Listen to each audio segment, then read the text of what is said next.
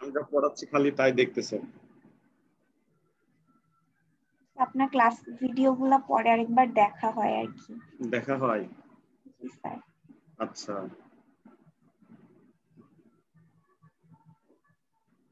একটু বোঝার জন্য চেষ্টা করবা, হ্যাঁ, বিষয়গুলো একটু তো।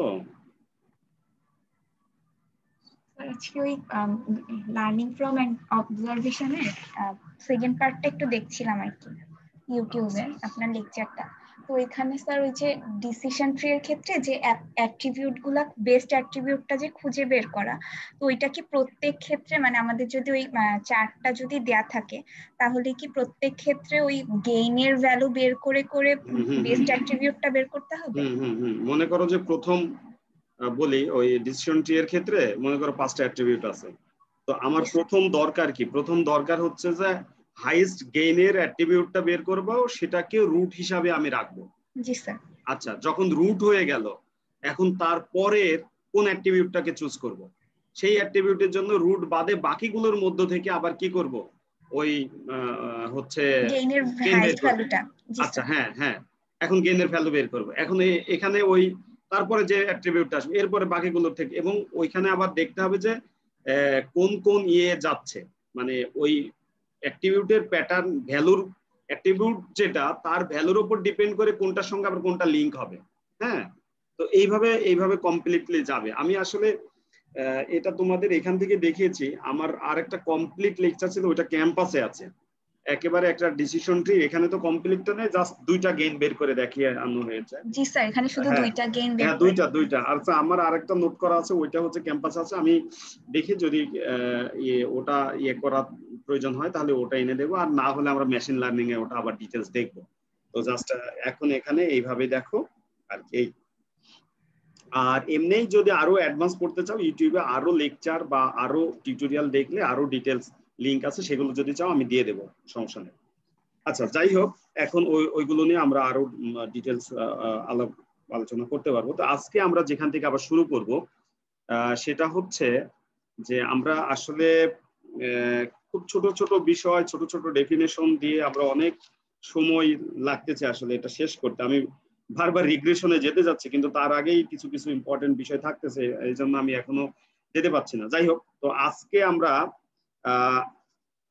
যেটা আমরা দেখতেছিলাম যে থিওরি অফ লার্নিং, এই থিওরি অফ লার্নিং চ্যাপ্টারে অনেকগুলি কোশ্চিন অ্যারাইজ হয়। হ্যাঁ, যেমন কোশ্চিনের মধ্যে এমন হতে পারে যে how can we be sure that our learning algorithm has produced A hypothesis that will predict the correct values for previously unseen input. হ্যাঁ, অনেক বড় কোশ্চিন। এটা বলতেছে যে আমরা কিভাবে নিশ্চিত হব যে আমাদের লার্নিং অ্যালগোরিদম এর মাধ্যমে যে হাইপোথিসিসটা প্রডিউস হবে সে কারেক্টলি ভ্যালু প্রেডিক্ট করতে পারবে।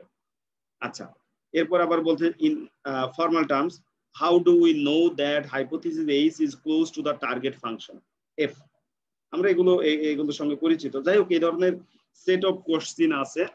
তো আমরা এই কম্পিটিশনাল থিওরির মধ্যে আমরা আরেকটা টার্ম দিয়ে আজকে শুরু করব, সেটা হচ্ছে প্রবাবলি অ্যাপ্রক্সিমেটলি কারেক্ট। হ্যাঁ, সংক্ষেপে এটাকে বলা হয় পিএসসি।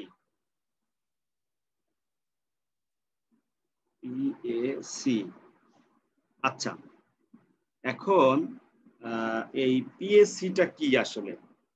স্যার, আচ্ছা বলো। স্যার এটা বইয়ের কত নাম্বার চ্যাপ্টার স্যার? আচ্ছা, বইয়ের 18 নম্বর চ্যাপ্টার। তোমরা কি এটা ধরতে পারো না এখনো? এইটা খুঁজে পাচ্ছি না, মানে ইয়া থেকে, ইন্ডেক্স থেকে। আচ্ছা, এটা এটা হচ্ছে বইয়ের 18 নম্বর চ্যাপ্টার এবং থার্ড এডিশনের 714 নম্বর পেজ থেকে আর কি। আজকে মানে এখানে জাস্ট একটা টার্ম দেখাবো, এরপরে আমরা মূল আজকে চলে যাব আসলে রিগ্রেশন ক্লাসিফিকেশনে। হ্যাঁ, আচ্ছা, যাই হোক, তো প্রবাবলি অ্যাপ্রক্সিমেটলি কারেক্ট, পিএসসি, এটা হচ্ছে আমরা যে লার্নিং এর ফলে যে হাইপোথিসিসটাকে আমরা করছি, ডেভেলপ করছি, বা হাইপোথিসিসটা একটা ফিটের হাইপোথিসিস পাচ্ছি, তো সেই ক্ষেত্রে বলতেছে যে any learning algorithm that returns a hypothesis that are probably approximately correct is called a PSC learning algorithm. We can use this approach to provide bound on the performance of various learning algorithms. এই টেকনিকটা ব্যবহার করা হয় বিভিন্ন learning অ্যালগরিদমের ইয়ের ক্ষেত্রে, bounce করার ক্ষেত্রে। এখন আমরা আসলে যে মনে করো যে আমাদের একটা হাইপোথিসিস, জাস্ট একটা হাইপোথিসিস, তাহলে এই হাইপোথিসিসের এররটাকে আমরা এভাবে লিখতে পারি, এরর অফ এইচ, অর্থাৎ এই হাইপোথিসিসের এইচ। এখন কোন একটা সার্টেন থ্রেশহোল্ড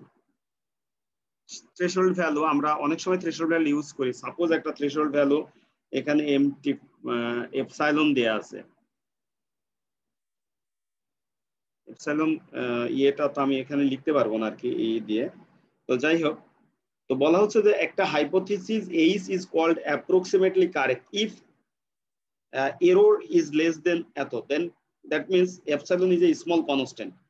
আসলে মূল ব্যাপার হচ্ছে যে আমরা যেমন রেগুলারাইজেশনে দেখছিলাম যে একটা হাইপোথিসিস খুবই সিম্পল হবে, নট কমপ্লেক্স হবে, সেই ক্ষেত্রে তাকে রেগুলারাইজ বলতেছিলাম। তো এই ক্ষেত্রে পিএসসি বলবো যে কোন একটা হাইপোথিসিস যেটা আমরা ডেভেলপ করা হলো, সেই হাইপোথিসিসের এররটা যদি সার্টেন একটা কনস্ট্যান্টের চেয়ে কম হয়, তাহলে সেই ক্ষেত্রে আমরা পিএসসি বলবো যে হাইপোথিসিসটা পিএসসি প্রপার্টিটা স্যাটিসফাই করে। আচ্ছা, এরপরে আমরা যে এটা দেখেছিলাম আমাদের ডিসিশন টি এর, আমাদের এক্স্যাক্টলি ছিল যে উইল ওয়েট অর নট, আমাদের টার্গেট যে ভ্যালুটা, অর্থাৎ আমাদের লেভেল ইনফরমেশনটা, সেই লেভেল ইনফরমেশনের আলোকে আমরা লার্নিং লিস্ট দেখব। হ্যাঁ, যে লার্নিং লিস্টটা দেখব। তো সেই লার্নিং লিস্টের ক্ষেত্রে আমরা আবার একটু স্লাইডটাতে যাব।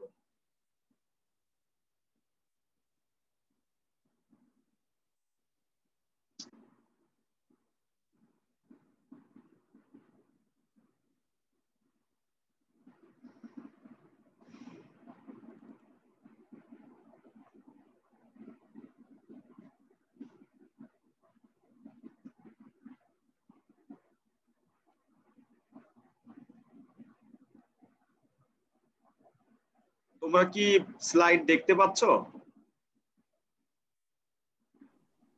হ্যাঁ স্যার। এখন দেখা যায়?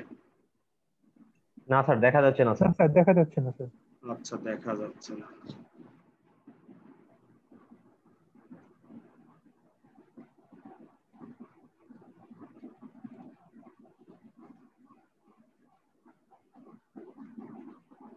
এখন দেখা যায় না?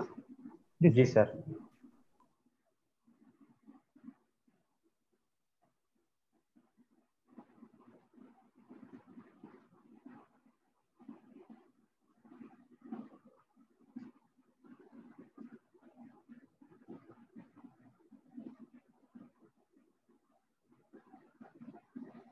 আচ্ছা, এই যে পিএসসি এর কথা আমরা বললাম যে probably approximately correct, this has been a breakthrough in the theory of machine learning. Basic idea হচ্ছে a really bad hypothesis will be easy to identify. এটা থেকে একটা ব্যাড হাইপোথিসিস আইডেন্টিফাই করা যাবে। With the high probability it will error on one of the training example. A consistent hypothesis will be probably approximately correct. Consistent hypothesis গুলি সবসময় probably approximately correct. Notice that if there are more training example, then the probability of approximately correct become higher. বেশি যখন training example দেব তখন এটা higher হবে। আচ্ছা, computational learning theory, how many example are needed? Let X the set of all possible example, D the distribution of sample, H is the set of possible hypothesis, M is the number of example. Then এররের ক্ষেত্রে এটা তো আমি পড়িয়েছিলাম তোমাদেরকে, তাই না? তারপরে আচ্ছা, আমি আসলে এই জায়গাটাতে আসতে চাচ্ছিলাম। আমরা আরেকটা টার্ম দেখবো হচ্ছে ডিসিশন লিস্ট। আমরা তো ডিসিশন ট্রি দেখেছি, ডিসিশন লিস্ট। তাহলে লার্নিং এর ডিসিশন লিস্ট, একটা ডিসিশন লিস্ট কিভাবে লার্ন করা হয়। আচ্ছা, এই decision list consist of a series of test. তাহলে ডিসিশন টেস্ট লিস্টটা কি হবে? কনসিস্ট থাকবে সিরিজ অফ টেস্টের মাধ্যমে। each of which is a conjunction of literals. If the test succeeds, the decision tree specifies the values to be returned. Otherwise, the processing continue with the next test in the list. Decision tree can represent any Boolean function, hence are not learnable. আচ্ছা, তো আমরা এখানে আমাদের আগের যে এক্সাম্পলটা দেখেছি, তো সেই এক্সাম্পলটা এখানে ডিসিশন লিস্টের কথা বলা হচ্ছে। তো এখানে আমরা একটু বইয়ে শেয়ার করি, তাহলে এখানে ফুল ইনফরমেশনটা পাওয়া যাবে।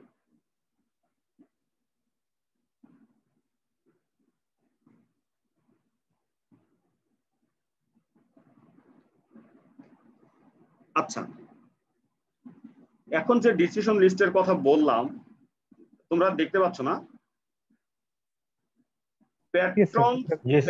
প্যাট্রনস যখন সাম থাকবে তখন একটা টেস্ট হবে, এরপরে প্যাট্রন যখন ফুল হবে, মানে ওই ট্রি এর যে ইগুলো ছিল, মানে একটার পর একটা যে হায়ারার্কি গুলো ছিল, এবং ডে ছিল এটা ফ্রাইডে ও স্যাটারডে। আচ্ছা, এই অবস্থার পরে তো ডিসিশন লিস্টের যে আমরা ডেফিনেশনটা দেখলাম যে একটা সেট অফ টেস্ট একটার পর একটা পারফর্ম হবে। তো যদি প্যাটার্নটা সাম থাকে তাহলে ওই যে will wait or not, yes wait করব, তার মানে ওয়েট হয়ে গেল, ইয়েস। কিন্তু এটা যদি কি হয়, নেগেটিভ হয়, দেন অ্যানাদার টেস্ট, নো হলে অ্যানাদার টেস্ট। কি টেস্ট? যে প্যাট্রন ফুল এন্ড ফ্রাইডে ও স্যাটারডে, এটা যদি ইয়েস হয় ইয়েস, নো হলে নো। আচ্ছা, এই ধরনের যে ডিসিশন ট্রি, সেই ডিসিশন ট্রি এর এই পার্টটাকে আমরা এখন ডিসিশন লিস্ট আকারে দেখতেছি। সেই ডিসিশন লিস্টের আরেকটা প্রেজেন্টেশন এভাবে করা যায় যে আমাদের টার্গেট ছিল কি উইল ওয়েট, তোমরা দেখতে পাচ্ছ কিনা উইল ওয়েট। তো উইল ওয়েটটা কি, মানে এই ডিসিশন ট্রি এর এই পার্টটাকে আমরা একটা এক্সপ্রেশন দিয়ে লিখবো। তখন সেটা কি, যদি প্যাট্রনটা সাম হয় অথবা এই যে এই পার্টটা হয় প্যাট্রন ফুল অর ফ্রাইডে, অর্থাৎ এটা অর দিয়ে আমরা একবারই লিখে ফেলতেছি। এই ডিসিশন সেট অফ যে টেস্ট হচ্ছে, এই টেস্টটা কিন্তু একটা এক্সপ্রেশনের মাধ্যমে লেখা হয়ে যাচ্ছে। তোমরা বুঝছো কিনা দেখো, যে এখানে ইয়েস কখন কখন হবে, ইয়েস হবে patron some or patron full and Friday or Saturday. তো সেটাই লেখা হচ্ছে যে উইল ওয়েট হবে এই অবস্থায়। তো এটা ডিসিশন লিস্টের একটা প্রেজেন্টেশন। এখন ডিসিশন লিস্টটাও এইভাবে একটা লার্নিং অ্যালগরিদম প্রেজেন্ট করে। তো আমাদের আমরা বিভিন্ন লার্নিং অ্যালগরিদম আছে, মনে করো যে আমরা দেখলাম ডিসিশন ট্রি দেখলাম, ডিসিশন লিস্ট দেখলাম, এরপরে আমরা আরো সামনে দেখবো নিউরাল নেটওয়ার্ক দেখবো, এরপরে কে নিয়ারেস্ট নেইবার দেখবো, যে কোনো লার্নিং অ্যালগরিদম। এখন কোন লার্নিং অ্যালগরিদমটা বেটার, হ্যাঁ কোন লার্নিং অ্যালগরিদমটা বেটার, এইটা আমরা কিভাবে নির্ণয় করবো, কিভাবে জাজ করবো? এখানে তার একটা কম্পেয়ার আছে, সেটা দেখানোর জন্য আসলে ডিসিশন লিস্টার এই কথা বলা হলো। এই যে এই কম্পেয়ারটা মূলত কি কাজ করতেছে একটু বোঝার চেষ্টা করো। Learning curve for decision list, learning algorithm on the student data, the curve for decision tree learning is shown for comparison. আচ্ছা, এক্স অ্যাক্সিসে হচ্ছে training set size, training data set এই 0 থেকে 100 পর্যন্ত। ওয়াই অ্যাক্সিস হচ্ছে proportion of correct on test set correct হচ্ছে। আচ্ছা, এর মধ্যে দুইটা কার্ভ আছে। ফার্স্ট কার্ভটা হচ্ছে যেটা সলিড কার্ভ, সেটা হচ্ছে ডিসিশন ট্রি, আর যেটা ব্রেক অবস্থায় যে কার্ভটা সেটা হচ্ছে ডিসিশন লিস্ট।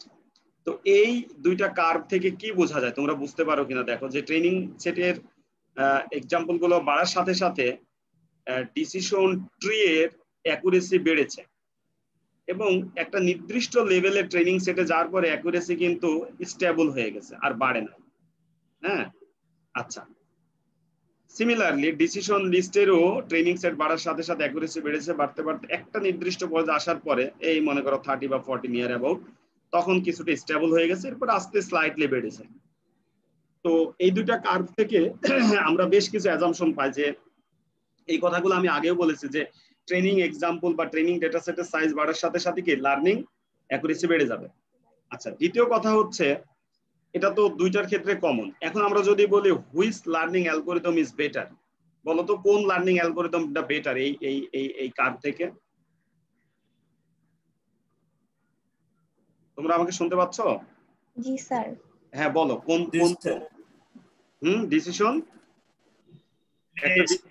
একটা ডিসিশন ট্রি আর একটা ডিসিশন লিস্ট, তাহলে বেটার কোনটা? Decision list. আচ্ছা ডিসিশন ট্রি বেটার, এমনি খুবই মানে এটা ইজি ব্যাপারই, বুঝতে পারবা। Decision tree better. আর ডিসিশন ট্রি রিপ্রেজেন্ট করতেছে আসলে দিয়ে ওই যে সলিড লাইনটা দিয়ে আর কি। সলিড লাইন দিয়ে। হ্যাঁ সলিড লাইনটা দিয়ে। এখানে আরো অনেক সিম্বল দিয়ে এগুলোকে ডিফারেন্সিয়েট করা যায়।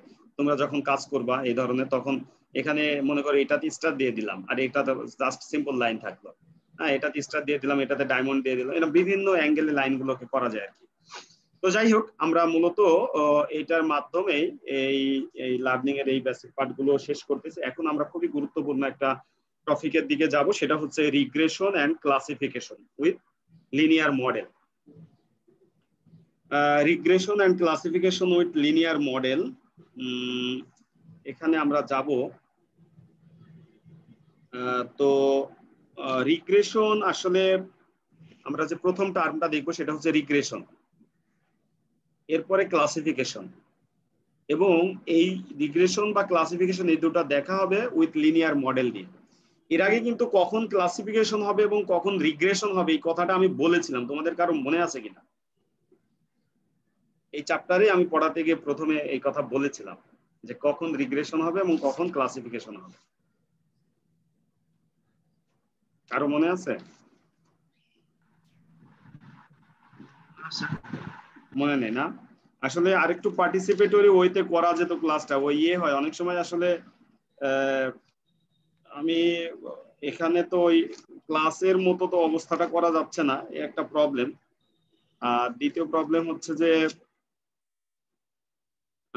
এটার কমপ্লিটলি আসলে যদি বোর্ডে দেখাতে পারতাম, অনেক কথাগুলি সুন্দর করে লিখে লিখে লিখে, আমি তো খুবই স্লো ভাবে যাই, কিন্তু এখানে আসলে আমাদের যে এই সিস্টেমের যে বোর্ডটা, হোয়াইট বোর্ড, এটাতে আবার ম্যাথমেটিক্যাল বা এগুলো লেখা খুবই ডিফিকাল্ট অবস্থা হয়ে যায়, এটা একটা প্রবলেম। আচ্ছা যাই হোক, ওই কথাটা খুব গুরুত্বপূর্ণ, এই জন্য আমি আর একবার রিপিট করবো আর কি।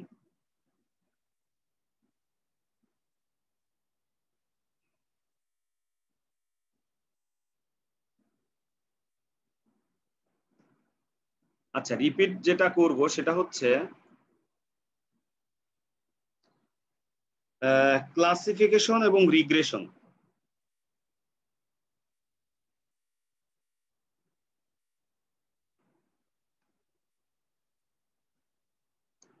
Regression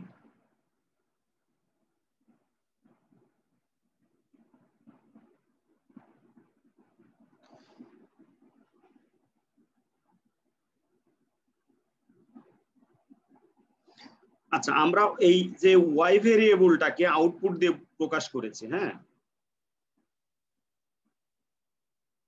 when the output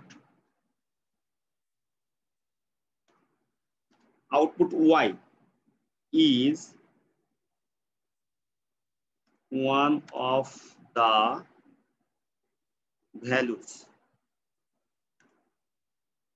the values such as sunny, cloudy,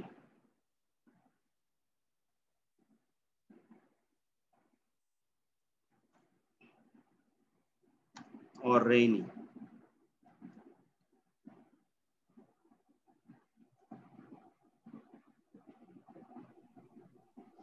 The learning problem is called classification. এটা classification, G sir. Learning problem is called classification. আচ্ছা আরো ব্যাপার আছে, and is called Boolean or binary classification. আমরা binary classification বলবো কখন? এটা কিন্তু বাইনারি ক্লাসিফিকেশন, এটা হচ্ছে তিনটা ক্লাস আছে। আমরা দেখছি যে কোনো সময় সানি হবে, কোনো সময় ক্লাউডি হবে, কোনো সময় রেইনি হবে। আচ্ছা খুব ইম্পর্টেন্ট একটা ক্লাসিফিকেশন হচ্ছে বাইনারি ক্লাসিফিকেশন। বাইনারি ক্লাসিফিকেশন কখন হবে বলো তো? স্যার যখন দুইটা থাকবে, আচ্ছা, যে কোনো খুবই দুইটা ভালো কথা। থাকবে। হ্যাঁ হ্যাঁ, যখন দুইটা থাকবে। এখানে এই কথা বলা হচ্ছে যে boolean or binary classification if there are only two values. হ্যাঁ, দেয়ার আর কেমন দুইটা ভ্যালু হতে পারে বলো তো? Yes, no, true, false. হ্যাঁ হ্যাঁ হ্যাঁ, টু ভ্যালুস। এগুলো তো আমি তোমাদের এক্সাম্পল দিয়ে দেখিয়েছি। যেমন কি কি হতে পারে? ইয়েস হতে পারে, নো হতে পারে, আর কি হতে পারে? True, false. আচ্ছা, ট্রু ফলস হতে পারে। আচ্ছা, আর হতে পারে কি? আমি একটা উদাহরণ দেখেছিলাম, স্পাম নন স্পাম বলেছিলাম, মনে আছে? আমরা ওই যে আগের যে স্পাম নন স্পাম মেইলের ক্ষেত্রে হতে পারে। জি হ্যাঁ স্যার, জি স্যার। হ্যাঁ, নন স্পাম। হ্যাঁ, মেল ইমেল ফিল্টারিং এর ক্ষেত্রে স্পাম, এটা স্পাম কি নন স্পাম কি, এটা আমরা এইভাবে। তাহলে এগুলো হচ্ছে কি সব ক্লাসিফিকেশন প্রবলেম। ক্লাসিফিকেশন। ইভেন এমনও হতে পারে, শুধু এটাও না, আবার 0 হতে পারে, 1 হতে পারে, 1 হতে পারে। এটা বাইনারির 1 হতে পারে, 0 1 হতে পারে। আবার হতে পারে কি বাইনারি না এখন, অর্থাৎ আমি তো এত বাইনারি দেখাচ্ছি, বাইনারি না। আমরা অনেক সময় তোমাকে বলি যে যেহেতু কথা হলো, যেমন খুবই পপুলার একটা ডেটা সেট আছে, হ্যাঁ, সেটাকে বলে আইরিস ডেটা সেট। তোমরা যখন এই মেশিন লার্নিং এর ডেটা মাইনিং এ কাজ করবা, আইরিস খুবই পপুলার ডেটা সেট। এই যে কত এক্সপেরিমেন্ট হয়েছে ডেটা সেট দিয়ে। তো এই ডেটা সেটের একটু প্রপার্টি বলি। এই ডেটা সেটটা হচ্ছে 150 এত হচ্ছে ইনস্ট্যান্সেস আছে, মানে এতগুলো রেকর্ড আছে, বুঝেছো? মানে এতগুলো ডেটা আছে, আর এর ফিচার আছে 4টা ফিচার, মানে 4টা ফিচার। তাহলে এই ডেটাটাকে যদি আমরা বলি যে আইরিস, আইরিস মানে কি? এটা আইরিসটাকে যদি আমরা সাজাতে চাই, কিভাবে সাজাতে পারি? আইরিসটা হচ্ছে, ফিচার মানে কি অ্যাট্রিবিউটের কথা? হ্যাঁ হ্যাঁ, ফিচার মানে অ্যাট্রিবিউট, ফিচার অ্যাট্রিবিউট, এবার বা অনেক সময় ডাইমেনশনও বলা হয়। তার মানে 4। অর্থাৎ এই ডেটাটাকে কিভাবে লেখা যায়? এই ডেটাটাকে আমরা যদি একটু দেখাতে চাই যে ডেটাটা মানে এই যে এইভাবে আছে, হ্যাঁ, এখান থেকে 1 থেকে শুরু হয়ে ডট ডট ডট ডট করে কি 150 পর্যন্ত। 150। বুঝেছো কোন দিকে কোনটা? জি এটা স্যার। খুব আর অ্যাট্রিবিউট হচ্ছে 4টা। খুব ক্লিয়ারলি বুঝতে হবে। এই অ্যাট্রিবিউট একটা x1, x2, x3, আর এই হচ্ছে x4। আর এখানে একটা হবে লেভেল ইনফরমেশন, ঠিক আছে? জি স্যার। লেভেল ইনফরমেশন মানে ওই যে কি ক্লাস ভ্যালু, ক্লাস আউটপুট। ভ্যালুগুলো দেয়া থাকে। হ্যাঁ, এখন ক্লাস ভ্যালু কি আছে এখানে? ক্লাস ভ্যালু আসলে এটা মূলত 3টা ক্লাস আছে। তাহলে এর প্রপার্টি গুলো, এই যে আমরা যেটা বলতেছিলাম, তাহলে এর ক্লাস আছে আসলে 3টা। তাহলে এই আইরিস ডেটা সেটের একটু প্রপার্টি বললে তোমরা আরেকটু ক্লিয়ার বুঝতে। তাহলে 150টা হচ্ছে তার ইনস্ট্যান্সেস বা অবজেক্ট আছে, এর ডাইমেনশন হচ্ছে 4, এবং 3টা ক্লাস আছে। 3টা ক্লাসের মধ্যে আসলে এটা মূলত হচ্ছে ইয়ে, ওই যে পাতার বিভিন্ন শেপের উপর ডিপেন্ড করে তার নামকরণ করা হয়েছে। হ্যাঁ, তো এই যে 3টা ক্লাস আছে, এই 3টা ক্লাসও কিন্তু টেক্সট ক্লাস।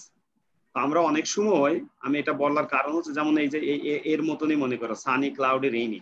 হ্যাঁ, তো আমরা অনেক সময় কি করি, এই সানি ক্লাউডে রেইনি এটা নিয়ে আমার ডিল করা, হ্যান্ডেল করা খুব ডিফিকাল্ট হয়। এই জন্য জাস্ট এই ডেটা সেটটাকে আমরা করে ফেলি যে বাদ দিয়ে দিই, এই সানি ক্লাউডে রেইনি বাদ দিয়ে এই ইনফরমেশন গুলো কিন্তু নিউমেরিক ইনফরমেশন, অর্থাৎ পাতার বিভিন্ন সাইজ এগুলো। হ্যাঁ, সেফাল ওয়াইড, সেফাল লেন্থ, হ্যাঁ, তারপরে পেটাল ওয়াইড, পেটাল লেন্থ, এইগুলো আছে। এইগুলোর উপর ডিপেন্ড করে এইটা হচ্ছে এই মানে ফুলটা কি হবে, এই ফুলটা কি হবে, এই ধরনের নাম আছে 3টা। তো আমরা যখন এক্সপেরিমেন্ট করি তখন আসলে এই ধরনের টেক্সট ডেটা হ্যান্ডেল করা ডিফিকাল্ট। এই জন্য কি করে ফেলি, এটাকে বাদ দিয়ে তখন আমরা এই ক্লাস লেভেলটাকে দিয়ে দিই হচ্ছে, মনে করো যে 1 2 3, এটা দেওয়া যায়। কেউ 0 1 2 দিতে পারে, বা যে কোনো একটা নাম দিয়ে দেয়। তাহলে এই 1 2 3 কিন্তু এটা দেখো, তোমরা যারা প্রোগ্রামিং করো, কম্পেয়ার করাও কিন্তু ইজি। 1 এর সঙ্গে 1 কম্পেয়ার করা, 2 এর সঙ্গে 1 কম্পেয়ার করা, এটা খুব ইজি। কিন্তু তুমি সানি আর ক্লাউডে কম্পেয়ার করাটা একটু ডিফিকাল্ট। হ্যাঁ, তারপরে আবার আরো ভিতরে যখন যাবো, এই যে আমরা বারবার পারফরমেন্সের কথা বলছি না, এখন এই পারফরমেন্স কম্পেয়ার করতে গেলে তখন ওই যে টেক্সট ডেটা থাকলে ডিফিকাল্ট হয়। যেমন মনে করো যে এখানে 3টা ক্লাস, আবার খুবই স্ট্যান্ডার্ড, প্রতিটা ক্লাসে 50টা করে ডেটা আছে এই এই এই আইরিস ডেটা সেটটায়। অর্থাৎ এই ফার্স্ট 50, এই প্রথম 50টা মনে করে একটা ক্লাস, এটাকে আমরা 1 বললাম, এটা 2 বললাম, এটা 3 বললাম, ঠিক আছে? তো এখন যে কোনো মেশিন লার্নিং অ্যালগোরিদম দিয়ে যখন আমরা কাজ করি, মনে করো যে এই যে ডিসিশন ট্রি দিয়ে আমরা কাজ করব, তো ডিসিশন ট্রি দিয়ে যদি কাজ করতে চাই, তো তাহলে এখন এই প্রথম 1 থেকে 50 পর্যন্ত আছে ক্লাস 1 মনে করো, 51 থেকে 100 পর্যন্ত আছে ক্লাস 2, 101 থেকে 150 পর্যন্ত আছে ক্লাস 3। এখন আমরা যখন প্রোগ্রামটা টেস্ট করলাম, তো টেস্ট ডেটা সেটের যে এখান থেকে আবার ট্রেনিং টেস্টিং ডেটা করব, তো টেস্ট ডেটা সেট যেটা নিব, মনে করো এই 150-এর মধ্যে আমার 40টা আছে টেস্ট ডেটা সেট আর 110টা হচ্ছে ট্রেনিং। এটা তো বুঝেছো গতদিন আমি যেভাবে বুঝিয়েছিলাম, এটা ট্রেনিং আর এটা হচ্ছে টেস্ট টি। এখন এই 40টারও কি আছে, আবার এই যে লেভেল আছে 1 to 40টা ইনফরমেশনে। তো এখন এই লেভেলটা বাদ দিয়ে আমরা টেস্ট করব, টেস্ট করে দেখা গেল যে এখানে যে লেভেলগুলো আছে তার যে অরিজিনাল লেভেল, সেই লেভেলগুলো ম্যাচ করানো হয়। ম্যাচ করে দেখা গেল 40টার মধ্যে আমাদের এই সিস্টেম 30টাকে কারেক্টলি সিস্টেম কি করেছে, 30টাকে চিনতে পেরেছে 40টার মধ্যে। তাহলে এখন পার্সেন্টেজ করলে কত হয়, এটা করলে আবার 100 দিয়ে মাল্টিপ্লাই করলে তার তত পার্সেন্ট হচ্ছে অ্যাকুরেসি হয়। এই জন্য ওই সময় ডিল করার ক্ষেত্রে 1 2 এইগুলো ক্যালকুলেশন করে করে বারবার ডিল করতে হয়। তো যাই হোক, আমরা যেখানে ছিলাম, তো তাহলে ক্লাসিফিকেশন বিষয়টা এখন তোমরা বুঝেছো যে ক্লাসিফিকেশনটা কখন হবে, এবং সেই সাথে সাথে আমরা একটা ডেটা সেট দিয়ে চেষ্টা করেছি যে ক্লাসিফিকেশনের অবস্থায় ফিচারগুলি কেমন হবে, কি বিষয় আদি। এখন আমি রিগ্রেশনটা কখন হবে এবং রিগ্রেশনের ব্যাপারটা একটু দেখানোর চেষ্টা করব।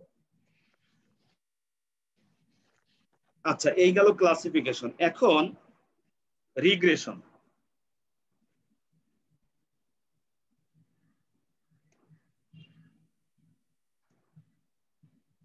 when y is a number, y is a number, অর্থাৎ ওয়াইটাই তো হচ্ছে আউটপুট, এটা যখন একটা নাম্বার হবে, কেমন নাম্বার হতে পারে, such as tomorrow's temperature.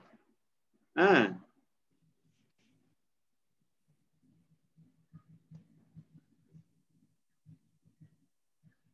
Tomorrow's temperature, এটা টুমোরোজ টেম্পারেচার হতে পারে। আচ্ছা, তাহলে যখন y হচ্ছে number such as tomorrow's temperature, the learning problem is called regression. The learning problem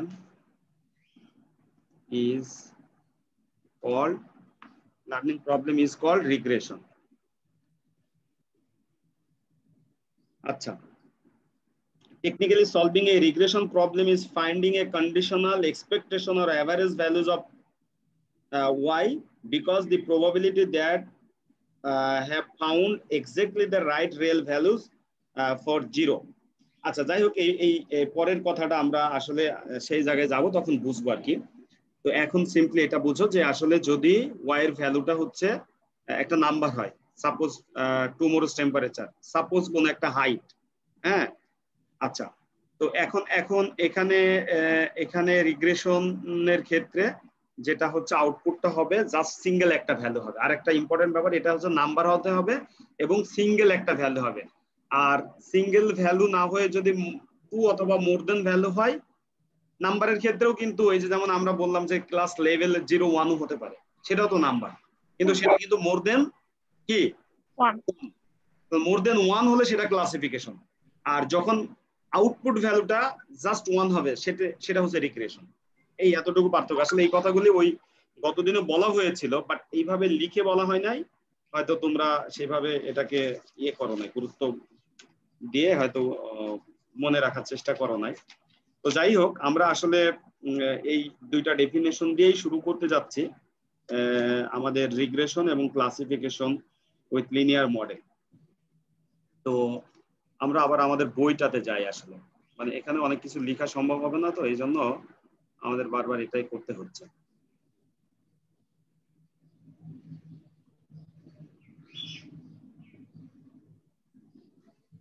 আচ্ছা, এখন লিনিয়ার ফাংশন বললো যে linear model one that has be use to the 100 years.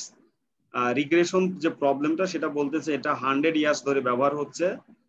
The class of linear function of continuous value, এটাকে continuous value বলা হয়। Input we will start the simple case regression with a univariate linear function. আচ্ছা, আবার এই যে আবার একটা গুরুত্বপূর্ণ কথা হলো ইউনিভেরিয়েট, এই শব্দটা কি বুঝো? ইউনিভেরিয়েট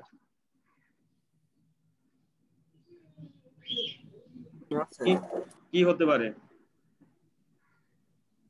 আচ্ছা, ইউনিভেরিয়েট মানে ওয়ান ভেরিয়েবল আর কি। অর্থাৎ আমরা যেমন ওই যে আমি বললাম না যে আইরিস ডেটার 4 ডাইমেনশন, তার মানে তার একটা ইনস্টেন্স বা একটা অবজেক্ট বা একটা রেকর্ডকে প্রেজেন্ট করতে গেলে 4টা অ্যাট্রিবিউট প্রয়োজন হয়, তার ডাইমেনশন এই জন্য 4। আবার কোনো একটা রেকর্ডকে প্রেজেন্ট করতে গেলে যদি 2টা অ্যাট্রিবিউট 2টা ডাইমেনশনের প্রয়োজন হয়, তাহলে সেটা হচ্ছে কি 2 ডাইমেনশনাল। কিন্তু ইউনিভেরিয়েট হচ্ছে যে যখন কোনো একটা ইনফরমেশন বা রেকর্ড প্রকাশ করতে একটা ভেরিয়েবলের প্রয়োজন হয়, সেটা হচ্ছে ইউনিভেরিয়েট। যেমন আমি বললাম যে টুডেজ টেম্পারেচার, এই টেম্পারেচার প্রকাশ করতে কি জাস্ট একটা ভ্যালু প্রয়োজন হয়। বুঝতে পেরেছো? আচ্ছা, তাহলে আমাদের খুবই সিম্পল কেস হচ্ছে রিগ্রেশনের ক্ষেত্রে with a univariate linear function, অর্থাৎ যেখানে ইউনিভেরিয়েট ডেটাগুলো থাকবে তার জন্য যে linear function, otherwise known as fitting as a straight line. এটাকে আবার ফিটিং অ্যাজ এ স্ট্রেট লাইনও বলা হয়। যেহেতু ইউনিভেরিয়েট, আমরা ওই যে প্রথমে কার্ভ ফিটিং দেখছিলাম সেখানে কিন্তু জাস্ট স্ট্রেট লাইন দিয়ে ওটাকে কভার করেছিল। তো যাই হোক, আমরা ইউনিভেরিয়েট লিনিয়ার রিগ্রেশন দেখব। তো আমরা ইউনিভেরিয়েট লিনিয়ার রিগ্রেশনের ক্ষেত্রে যেটা হচ্ছে এ univariate linear function, ইউনিভেরিয়েট linear function অথবা একটা straight line with input x, তাহলে যে ইনপুট গুলো থাকবে তাকে আমরা ডিনোট করতেছি এক্স দিয়ে, এবং output Y has the form y equal to w1x plus y not. আসলে এই ইকুয়েশনটা y equal to mx plus c এর ইকুয়েশনের মতো। y equal to mx plus, হ্যাঁ হ্যাঁ, y equal to mx plus c কিন্তু একটা স্ট্রেট লাইন ড্র করে, সেখানে স্লোপ থাকে আর কি থাকে, ইন্টারসেপ্ট থাকে। তো এই জিনিস এটাও সেম সেই একই ব্যাপার আর কি। তো এটা একটা ইউনিভেরিয়েটের ক্ষেত্রে এখন where w0 and w1 are the real valued coefficient to be learned। আচ্ছা, এই কথাটা বুঝতে হবে যে w1 এবং w2 কি রিয়েল ভ্যালুড কোএফিসিয়েন্ট, কোএফিসিয়েন্ট সহ টু বি লার্ন। এই টু বি লার্ন মানে কি? আসলে এই যে প্যারামিটার, এখানে প্যারামিটার বলে আসলে আমরা বলতেছি না যে একটা মডেল বের করো, হ্যাঁ, তারপরে এটা লার্নিং করাও, এটা ফিটিং করাও। আসলে বারবার এই কথাটা কিন্তু শুনেছো, তোমরা শুনেছো মনে হয় যে এই মডেলটাকে লার্ন করাতে হবে, এই অ্যালগরিদমটাকে লার্ন করানো হবে, ট্রেনিং করাতে হবে। আসলে ট্রেনিং করাবো, লার্ন করাবো, এই বারবার যে কাজগুলি করবো এগুলো রিপিটেড কাজ। এই রিপিটেড কাজের মাধ্যমে আসলে এই প্যারামিটারের ভ্যালুটা কি করে এস্টিমেট করা, প্যারামিটারের ভ্যালুটা কম্পিউট করা। এই যে আমাদের লার্নিং প্রসেস, এই যে ইকুয়েশনটা যদি হয়, আমার যে ডেটাগুলি থাকবে সেই ডেটাগুলো দিয়ে আমি দেখবো কিভাবে এটা এস্টিমেট করা যায়। এই ইকুয়েশনটা না y equal to w1x plus w0, আমার বেশ কিছু সেট অফ ডেটা আছে, সেই ডেটা দিয়ে এই ইকুয়েশনের জন্য যদি w1 এবং w0 এর মান যদি আমি জানি, তাহলে আমার যে কোনো ইনপুট ভ্যালুর জন্য তার করসপন্ডিং y ভ্যালু বের করতে পারবো না আমি। এটাইকে মডেল বলে। যেমন হচ্ছে যে মনে করো যে বলা হলো যে এখানে এই ইনপুট ভ্যালু একটা, হ্যাঁ, যে ইনপুট ভ্যালু হচ্ছে x, হ্যাঁ, তার করসপন্ডিং একটা y ভ্যালু আছে, এবং এটা হচ্ছে একটা function y equal to function of x। y equal to function of x মানে আসলে এই দুইটার মধ্যে কিন্তু একটা ম্যাপিং আছে, হ্যাঁ, একটা ম্যাপিং বা একটা রিলেশন আছে। আমি খুব সিম্পল একটা উদাহরণ দিয়ে বলি, তোমাদের আরেকটা উদাহরণ আসলে আমি সেটা দেখবো। যে আমি এটা অনেক সময় বলি, এবং যে আমাদের অনেকেরই ওয়েটের ইনফরমেশনটা যদি আমাদের কাছে থাকে এবং হাইটের ইনফরমেশনটা থাকে, তাহলে আমরা এই ওয়েট এবং হাইটের মধ্যে যদি একটা রিলেশন খুঁজি, আমি অনেক সময় এই গতদিনও তোমাদের কাছে একটা উদাহরণ দিলাম, এই রিলেশন যদি খুঁজতে থাকি, খুঁজতে এই ওয়েট হাইটের ইনফরমেশন গুলো দিয়ে এই লিনিয়ার রিগ্রেশনের মাধ্যমে আমরা কিন্তু এই y w0 এবং w1 এর মান পেয়ে যাব। যখন পেয়ে যাব তাহলে যে কোনো ইনপুট হিসাবে যখন আমি ওয়েট দেব তার করসপন্ডিং হাইট কিন্তু পেয়ে যাব। কারণ এই ইকুয়েশন দেখো, এই ইকুয়েশনে যদি এক্সটা ওয়েট হয় আর ওয়াইটা যদি হাইট হয়, তাহলে W0 এবং W1 এর মান যদি আমরা এস্টিমেট করে ফেলি, তাহলে তার যে কোনো ইনপুট ওয়েটের জন্য আমি করসপন্ডিং হাইট পেয়ে যাব, পাবো কিনা? তো মূলত ইউনিভ্যালিড লার্নিং রিগ্রেশনে এই কাজটাই করা হয়, যে ইনপুট ইনফরমেশন গুলো দেয়া থাকবে সেই ইনফরমেশন গুলোকে অ্যানালাইসিস করে বলা হলো যে প্যারামিটার এস্টিমেশন করা হয়। হ্যাঁ, প্যারামিটারকে ট্রেনিং করা হয়, লার্ন করানো হয়। তার মানে এই যে টু বি লার্ন, এই কথাটা খুবই ইম্পর্টেন্ট এবং খুবই সিগনিফিকেন্ট। মানে এই দুইটার ভ্যালু এস্টিমেট করা হবে। আচ্ছা, we use the letter W because we think of the coefficient as weight of the values y sensed by changing the relative weight one term and another. We will define W to be the vector. এখন এটা vector হিসাবে define করতেছে। সেই ক্ষেত্রে এই যে hypothesis, এটাকেই আসলে এটা তো মূলত function of x, function of x equal to WX plus W0। আচ্ছা, এখন এই যে বিষয়টা আমরা দেখলাম, এটার জন্য আমরা তাহলে একটা এবার ছবি দেখলে তোমরা আর একটু ক্লিয়ার হবে বিষয়টা। এই যে ছবিটা দেখো, এখন এই ধরনের পিকচার গুলি যখনই দেখবা তখন এটা বুঝতে চেষ্টা করবে। আর বুঝতে চাইলে কি করবা? বুঝতে চাইলে তোমরা দেখবা যে এর এক্স অ্যাক্সিসে কি আছে, ওয়াই অ্যাক্সিসে কি আছে, এবং এক্স অ্যাক্সিসের সঙ্গে ওয়াই অ্যাক্সিসের রিলেশনটা কি। হ্যাঁ, যে কোনো গ্রাফ বা ছবি দেখে দেখবা যে একটা গ্রাফের মধ্যে অনেক কথা আছে, তুমি 2 পেজ লিখে ফেলতে পারো কথা, তো কিন্তু যদি সেটা বুঝতে পারো। আচ্ছা, এখন এখানে কি আছে, এক্স অ্যাক্সিসে কি আছে? House size in square feet. অর্থাৎ আমাদের ফ্ল্যাট বাসাতে যে ফ্ল্যাটগুলি বা হাউসগুলি, তার যে সাইজ ইন স্কয়ার ফিট, আমাদের দেশে স্কয়ার ফিট ব্যবহার করা হয়, ওয়ার্ল্ডের আর কোথাও স্কয়ার ফিট এইভাবে ব্যবহার হয় না। এখন সব জায়গায় হচ্ছে স্কয়ার মিটার, ওই এসআই পদ্ধতি ব্যবহার করে আর কি। তো যাই হোক, এখন এখানে স্কয়ার ফিটেই দিয়েছে এই বইয়ে, ইন্ডিয়ান তো। আচ্ছা, ওরাও স্কয়ার ফিট ব্যবহার করে আর কি। এখন দেখো যে স্কয়ার ফিটের করসপন্ডিং কি ওয়াই অ্যাক্সিসে কি আছে? House price in dollar. তাহলে যে স্কয়ার ফিট বেড়ে গেছে এক্স অ্যাক্সিসে, যে স্কয়ার ফিটের মনে করো যে সাইজ হচ্ছে 500 স্কয়ার ফিট, তো তার হাউস প্রাইস হচ্ছে 400 এর কাছাকাছি, 400। আচ্ছা, এরপরে 1000 হলে সেটা আরো বেড়ে যাচ্ছে 500, 1500 হলেই, 2000 হলেই, এরপরে 25 হলেই, এইভাবে আস্তে আস্তে বেড়ে গেছে। তো এই যে আমার ইনফরমেশন গুলি আছে, এখন এক্স অ্যাক্সিসের যে ইনফরমেশন তার করসপন্ডিং ওয়াই অ্যাক্সিসের আউটপুট, তাহলে আমি যদি ওই y = mx + c যে ইকুয়েশনটা দেখলাম সেই অনুযায়ী সাজাই, তাহলে এই ইনফরমেশনটা হচ্ছে এক্স অ্যাক্সিসে। আচ্ছা, আর এটা ওয়াই এর। তো তাহলে এই যে ডেটাগুলি আছে, এটা কিন্তু একটা, এই ডেটাটাকে কিন্তু আমরা এখন টেবিলে প্রকাশ করছি। ঠিক এই ডেটাটাকে কিন্তু তুমি পিকচারকে ভেঙে জাস্ট টেবিলে নিয়ে আসতে পারো। টেবিলে কিভাবে নিয়ে আসবা? টেবিলে এই যে অ্যাট্রিবিউট দিয়ে দিলাম, এক্স বা হাউসের জন্য এততে কত, তাহলে এক্স এর জন্য এত হলে ওয়াই এর জন্য এত হচ্ছে, এক্স এর জন্য এত হলে এটা 2 ডাইমেনশনাল একটা ইয়েতে চলে আসবে। তার মানে 500 যখন, অর্থাৎ হাউস সাইজ তার ভ্যালু এত, 1000 যখন তার ভ্যালু এত, টোটাল ইনফরমেশন গুলো কিন্তু পাওয়া যাবে। আচ্ছা, এখন এটাকেই যে ব্যাখ্যা করতেছে, দেখো যে data point of price versus floor space of house for a special sale in, একটা প্লেসে সেলের কথা বলতেছে। যাই হোক, 2009 এর ডেটা, তো আমরা সেটা আমাদের কাছে ইম্পর্টেন্ট। আমাদের মূল ব্যাপার হচ্ছে যে হাইপোথিসিস, ফাংশন হাইপোথিসিস, অর্থাৎ ওই ম্যাপিংটা that minimizes the square error অথবা স্কোয়ার্ড এরর লস। এখন স্কোয়ার এরর লস এই শব্দটা আসলে আমরা আর একটু পরে ব্যাখ্যা করব। আমরা যে কথা বলেছিলাম y = mx + c, অর্থাৎ এই যে W1 এবং W0 আমাদের যে ইকুয়েশনটা ছিল, এখানে এই ডেটাগুলোকে যদি অ্যানালাইসিস করা যায়, তাহলে এই W1 এর মান এটা আসে 0.232। আর ডব্লিউ নটের মান আসে এটা। এখন তুমি যে কোনো ফ্ল্যাট সাইজ দিলে তার করসপন্ডিং প্রাইস কিন্তু বের হয়ে যাবে।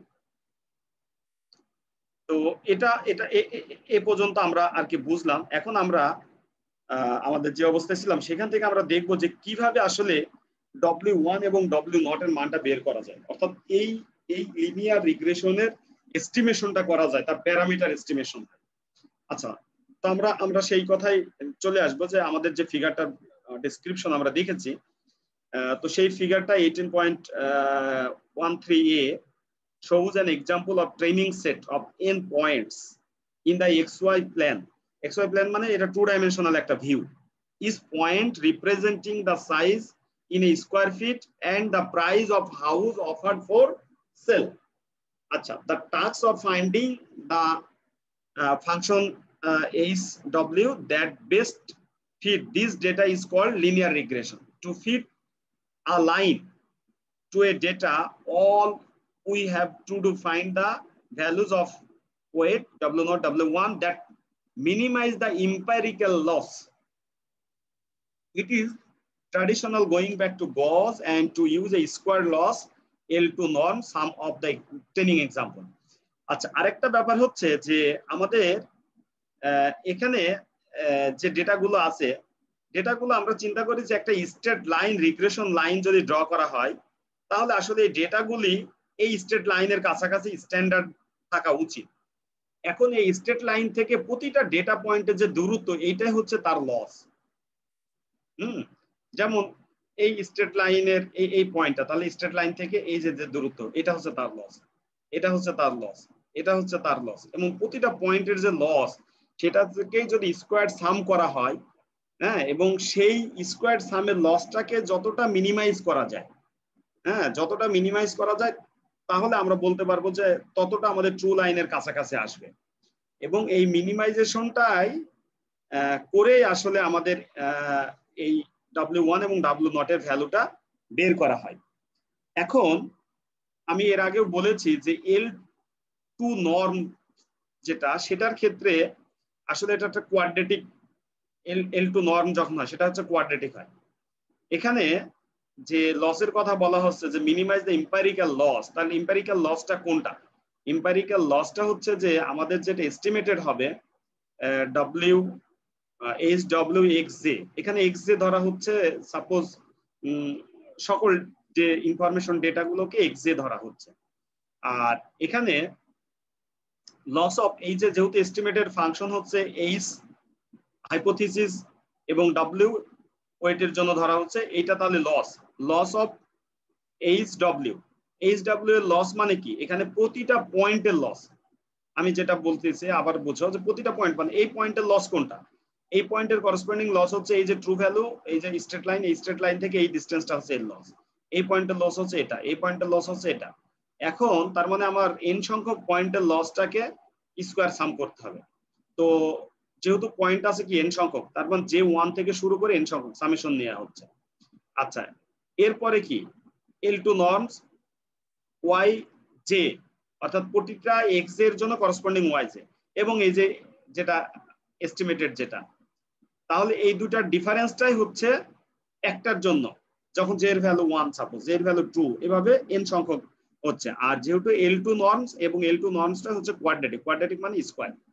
আচ্ছা, তাহলে YJ এবং HWXJ কোয়াড্রেটিক, আর যে 1 to n। আচ্ছা, এখন HJ মানে কি? H of WXJ, এটাকে যদি আমরা এই ইকুয়েশনে ফেলে দিই তাহলে কি পাই? W1XJ প্লাস W0 নট, এই। এখন এই হচ্ছে আমাদের সার্বিক ইকুয়েশনটা। এই ইকুয়েশনটাকে আসলে আমরা সলিউশন করতে চাই কিভাবে? আমাদের টার্গেট তো W1 এবং W0 এর মান বের করা। তো এটা সলিউশন করতে গেলে যে মূল নিয়ম, সেটার ক্ষেত্রে আমাদের মূল টার্গেট হচ্ছে we'd like to find estimated W argument min loss minimum. যত মিনিমাম লস করা যায়, সেই লসের মিনিমাম লসের যে এস্টিমেটেড ভ্যালু হবে W, সেই ভ্যালুটাই আসলে আমাদের এস্টিমেশন, সেই ভ্যালুটা আমরা বের করতে চাচ্ছি। তো সেই ভ্যালুটা বের করতে চাইলে এই যে করসপন্ডিং ইকুয়েশন এখন এই মিনিমাইজেশনের ক্ষেত্রে একটা রুলস আছে যে এই ধরনের যদি মিনিমাইজেশন হয় তার পার্শিয়াল ডেরিভেটিভস রেসপেক্ট টু, যেহেতু দুইটা প্যারামিটার, তাহলে তার দুইটার পার্শিয়াল ডেরিভেটিভস করে রেসপেক্ট টু 0 করলে তার মিনিমাইজেশন। এটা একটা ম্যাথমেটিক্সের কমন রুলস, তোমরা জানো। তাহলে এই যে ইকুয়েশন, এই ইকুয়েশনের আমরা পার্শিয়াল ডেরিভেটিভস করি। প্রথমে ডব্লিউ নট এর সাপেক্ষে ডেরিভেটিভস করা হলো, ইকুয়াল টু 0 করা হলো। এরপরে W1 এর সাপেক্ষে ডেরিভেটিভস করা হলো, 0 করা হলো। এই দুইটার ইকুয়েশনের যদি সলিউশন ড্র করা হয় তাহলে W1 ইকুয়াল টু এটা আসে, W0 ইকুয়াল টু এটা আসে।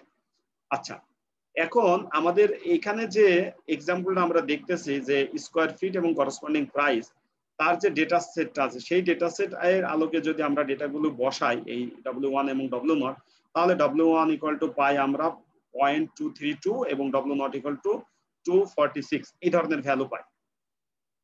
এখন এই ভ্যালু পাওয়া মানে এই আমাদের এস্টিমেশনটা হয়ে গেল। এখন এই এস্টিমেশন হয়ে গেলে লিনিয়ার রিগ্রেশনের ক্ষেত্রে এই এস্টিমেশন হয়ে যায় এবং এরপরে আমরা যে কোনো ভ্যালু বসাতে পারি। এটা একটা হচ্ছে খুবই নেইভ প্রসেস, এই প্রসেসে আমরা এস্টিমেশন করতে পারি। কিন্তু ব্যাপার হচ্ছে যে আসলে আমরা যেটা এখানে 0 দিয়ে পার্শিয়াল ডেরিভেটিভস করেছি, এটা দিয়ে এটা খুবই নেইভ প্রসেসে এই কাজটা হয়। কিন্তু এখানে যেটা হচ্ছে যে এই যে সলিউশনগুলো, এই সলিউশনগুলো কোনোটাই হচ্ছে ক্লোজ ফর্ম সলিউশন না। সেই কথা এখানে বলা হচ্ছে যে ইকুয়েশন, এই যে ইকুয়েশনটা 18.2, দেখো, to go beyond the linear model we will need to face that fact the equation defining minimum loss, আমাদের target is that to find out the minimum loss will often have no closed form solution. আসলে এই minimum লসের ক্ষেত্রে কোনো close form solution নেই। তো close form solution যদি না থাকে, instead we will face a general optimization search problem. যে যে ক্ষেত্রে ক্লোজ ফর্ম সলিউশন থাকে না সেই ক্ষেত্রে আমাদের কি করতে হয়, অপটিমাইজেশন সার্চ প্রবলেমটাকে কল করতে হয়। তাহলে অপটিমাইজেশন সার্চ প্রবলেমের ক্ষেত্রে আমরা এর আগে তোমাদের মনে আছে কিনা যে আমাদের টার্গেট কি, এটা মিনিমাম লস, মিনিমাম পজিশনে পৌঁছানো। আমি যখন ওই যে লোকাল সার্চ পড়িয়েছিলাম, হ্যাঁ, লোকাল সার্চ পড়িয়েছিলাম, তখন এই যে হিল ক্লাইম্বিং অ্যালগরিদম সে কোথায় যেতে চাচ্ছিল, হ্যাঁ, সে মিনিমাম ওই যে পয়েন্টে যেতে চাচ্ছিল না। তো সেই কথাই বলা হচ্ছে যে দেখো, we will face a general optimization problem. আমাদের অপটিমাইজেশন প্রবলেম তখন আমাদের নক করতে হয়, কল করতে হয়, search optimization searching problem in continuous weight space as indicated, এত ফিগার ওই আগের কথা বলা হচ্ছে। Search problem can be addressed a hill climbing search problem that follows hills climbing search problem কি follow করে, it's follow a gradient of a function to be optimized, gradient function to be optimized in this case because we are trying to minimize the loss, আমাদের target হচ্ছে minimize the loss, এবং gradient ফাংশনও সেই কাজ করে। we will use gradient descent যদি আমরা ব্যবহার করি, we choose any starting point, অর্থাৎ any starting point in weight space, here a point in এত plan and then move to the neighboring point, then it is downhill repeating until the converge to the minimum possible position। তোমরা বুঝতে পেরেছো কিনা যে আমরা gradient ডিসেন্টের টেকনিকটাকে ব্যবহার করি। Gradient descent টেকনিকটা ব্যবহার করি কিভাবে, যে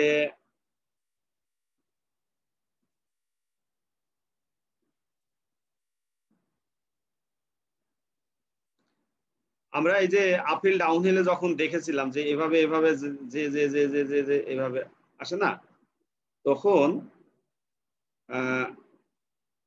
এখন আমাদের এখানে দুইটা প্যারামিটারের ব্যাপার। তো দুইটা প্যারামিটারের ব্যাপার হচ্ছে, একটা হচ্ছে W1 আর একটা হচ্ছে W0।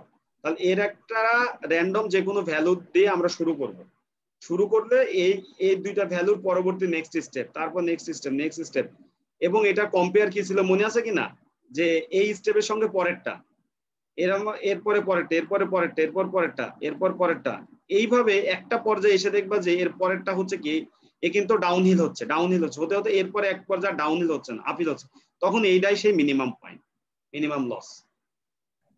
ঠিক আছে, এই কথাটাই এখানে বলা হচ্ছে আমাদের বইয়ে। দেখো যে আমরা হিল ক্লাইম্বিং অ্যালগরিদম সেটা ব্যবহার করে গ্রেডিয়েন্ট ডিসেন্ট কি করে, উই চুজ, দেখো এখান থেকে we choose any starting point in a weight space, here a point W0 এবং W1 plan and then move to the neighboring point that is downhill repeating until the converge to a minimum possible position। আচ্ছা, সেটাই এখানে হচ্ছে একটা স্টেপের মাধ্যমেও দেখানো হচ্ছে যে W any point of the parameter loop until convergence for wi equal to এত, এবং এই লসটা ক্যালকুলেট করতেছে যে তার কারেন্ট পজিশন এটা, পরবর্তী পজিশন এটা, হ্যাঁ, এই করে করে মাইনাস করে করে লসটাকে ক্যালকুলেশন করতেছে। এখানে আরো কিছু প্যারামিটার ব্যবহার করা হয়েছে, আলফা এই প্যারামিটার অনেক সময় এটাকে স্টেপ সাইজ বলে, আমরা যে ডাউন হিলে আসতেছি না তার স্টেপ কয় স্টেপ সাইজ নিব। আর এটা মূলত এই আলফা, এই ধরনের অ্যালগরিদম গুলোতে আলফা হচ্ছে মূলত লার্নিং রেট। তো parameter alpha which is called the step size in section 4.2, but in usually it's called a learning rate when we are trying to minimize the loss in the learning problem। আমরা যখন learning প্রবলেমের minimise করতে পারি লসটাকে, সেই ক্ষেত্রে alpha হচ্ছে learning rate. আর যখন down হিলে হয় সেটা হচ্ছে step size. It can be fixed a constant, হ্যাঁ, এটা constant factor fixed, or it can decay over the time and learning process। এখন ইউনিভেরিয়েট ভেরিয়েবলের ক্ষেত্রে তাহলে আমরা এইভাবে আমাদের মিনিমাম লস ক্যালকুলেট করে আমাদের এস্টিমেটেড ভ্যালুগুলো আমরা পেতে পারি। তো এখানে আবার আরো এই ক্যালকুলেশনটা দেখাচ্ছে, তো আমরা আর এগুলো দেখবো না। তো আমরা মূলত এই ইউনিভেরিয়েট রিগ্রেশন অ্যানালাইসিসের ক্ষেত্রে যেটা শিখলাম সেটা হচ্ছে যে এর y = mx + c এর নেইভ প্রসেসে পার্শিয়াল ডেরিভেটিভস করেও আউটপুটটা পাওয়া যায়।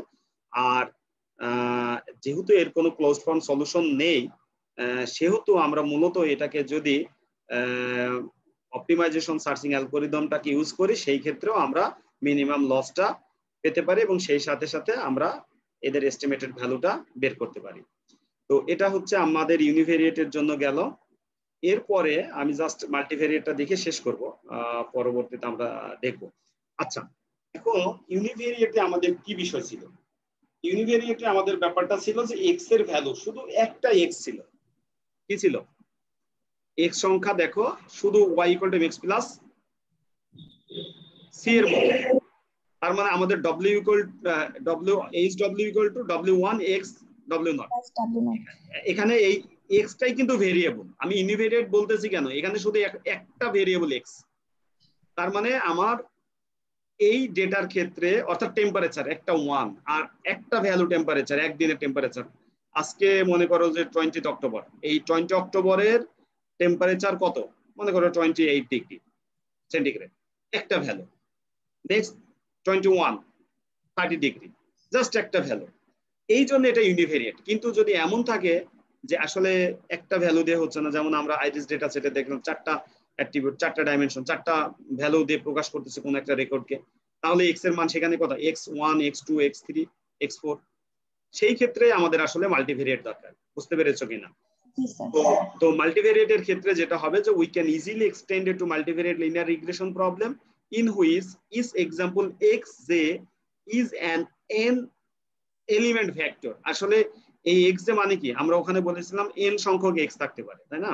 হ্যাঁ, এখানেও n সংখ্যক থাকতে পারে, কিন্তু এই xj ইটসেলফ নিজেই আবার একটা n সংখ্যক ভেক্টর এলিমেন্ট আছে।